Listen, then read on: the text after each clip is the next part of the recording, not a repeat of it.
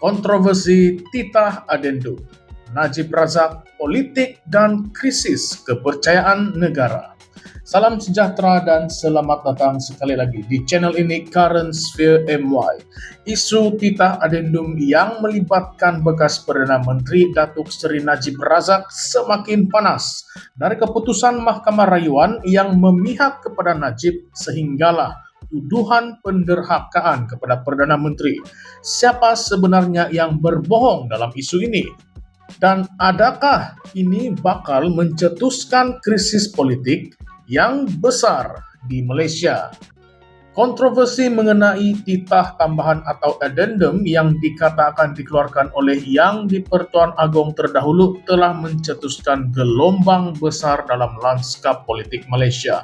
Mahkamah Rayuan baru-baru ini membenarkan Datuk Seri Najib Razak untuk memulakan semakan kehakiman bagi memaksa Menteri Dalam Negeri dan Kerajaan melaksanakan titah tersebut. Keputusan ini dibuat dengan majoriti 2-1 oleh panel 3 hakim yang dipengerusikan Hakim Azizah Nawawi, Hakim Azhari Kamal Ramli dan Muhammad Firuz Jafril berpihak kepada Najib, manakala Hakim Azizah Nawawi menolak rayuan tersebut. Kes ini kini dikembalikan ke Mahkamah Tinggi untuk mendengar merit semakan kehakiman. Isu ini bermula dengan dakwaan bahwa wujud titah tambahan bertarikh 29 Januari tahun lalu yang kononnya membenarkan Najib menjalani baki hukuman penjara 6 tahun di bawah tahanan rumah.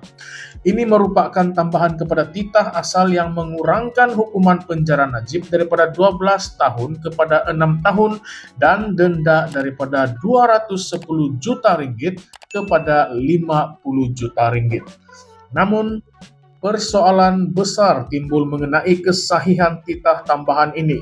Najib yang telah menjalani hukuman penjara sejak Ogos 2022 memfailkan permohonan semakan kehakiman pada 1 April 2023. Permohonan ini bagaimanapun ditolak oleh Mahkamah Tinggi Kuala Lumpur pada 3 Julai 2023 oleh Hakim Amarjit Singh.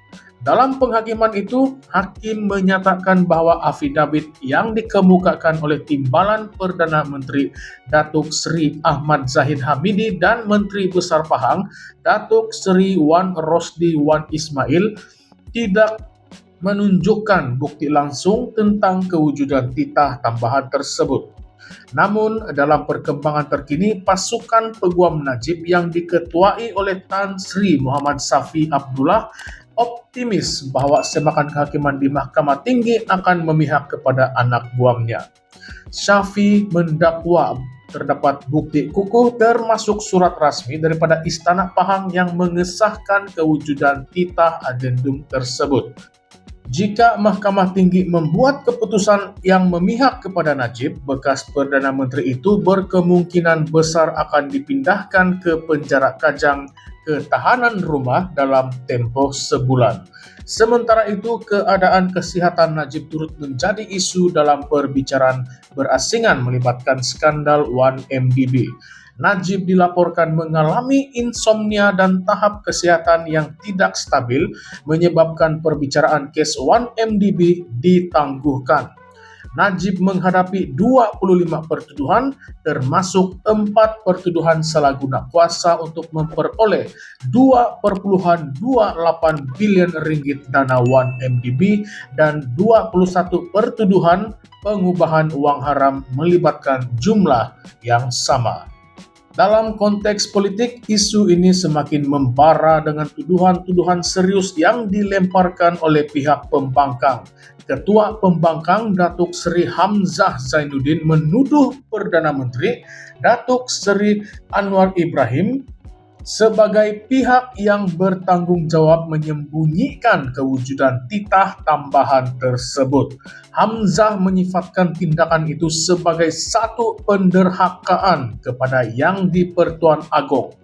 Tuduhan ini turut disokong oleh Ketua Penerangan PAS Ahmad Fadli Syari yang mendesak agar Anwar Ibrahim meletakkan jawatan sebagai Perdana Menteri.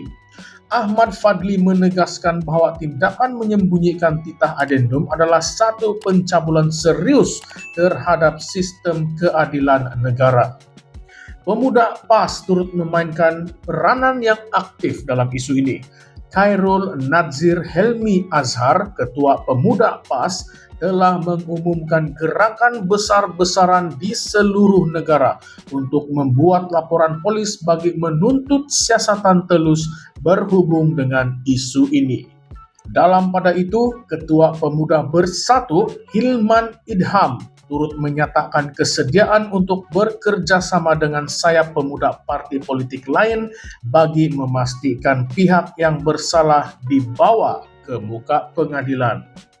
Namun, Menteri Dalam Negeri Datuk Seri Saifuddin Nasution Ismail menafikan sebarang dakwaan bahwa kementeriannya menerima arahan untuk melaksanakan tahanan rumah terhadap Najib. Beliau menjelaskan dengan kementeriannya hanya menerima 2 dokumen rasmi, Minit Mesyuarat Lembaga Pengampunan Wilayah Persekutuan dan perintah rasmi yang ditandatangani oleh Yang di-Pertuan Agong.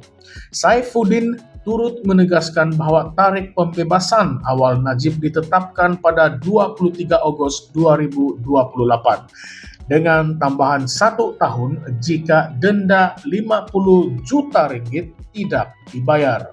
Persoalan yang lebih besar kini timbul, siapakah yang bercakap benar dalam isu ini? Adakah wujud titah tambahan yang sah? Mengapa dokumen yang dikatakan wujud oleh pihak Najib tidak diakui oleh pihak kerajaan? Jika benar wujudnya titah ini, siapakah yang bertanggung jawab menyekat pelaksanaannya? Ini adalah satu konspirasi politik untuk memastikan Najib kekal di dalam penjara atau sekadar strategi pembangkang untuk menggoncang kestabilan kerajaan pimpinan Anwar Ibrahim. Isu ini bukan sahaja membabitkan soal keadilan untuk Najib Razak, tetapi juga kredibiliti institusi kehakiman, kestabilan politik, dan kepercayaan rakyat terhadap kerajaan. Isu ini membuka ruang kepada banyak persoalan yang memerlukan jawaban segera. Apakah yang akan berlaku jika Mahkamah Tinggi memihak kepada Najib? Adakah kita bakal melihat satu lagi protes besar-besaran di jalanan? Atau adakah ini akan menjadi satu lagi titik hitam dalam sejarah politik Malaysia? Yang pasti, isu ini bukan sekadar pertempuran di mahkamah, tetapi juga pertempuran di gelanggang politik dan persepsi awam. Adakah isu titah adendum ini bakal menjadi titik permulaan kepada ketidakstabilan politik Malaysia? Dan siapa sebenarnya yang bersalah dalam isu ini? Terima kasih kerana telah menonton Current Sphere MY. Jangan lupa untuk like, share, dan subscribe. Dan juga kongsikan pendapat Anda di ruangan komen di bawah. Current Sphere MY, di mana setiap arus isu semasa kita teroka dengan mendalam dan tanpa kompromi. Sekian sahaja, terima kasih semua.